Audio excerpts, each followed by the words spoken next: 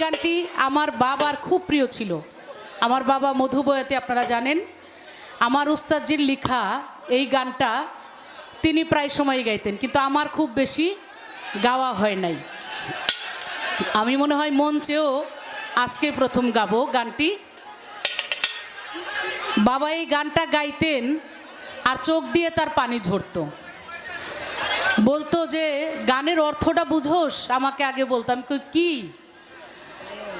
বলে, গানের অর্থটা এইরকম যে আমরা ফুল সবাই ভালোবাসি, সেই ফুল দেখে আমি পাগল হয়ে ফুল ছিঁড়তে গেলাম। আমার জানা ছিল না ওই ফুল গাছের নিচে একটা ভুজঙ্গিনী, একটা সাপ বাস করে।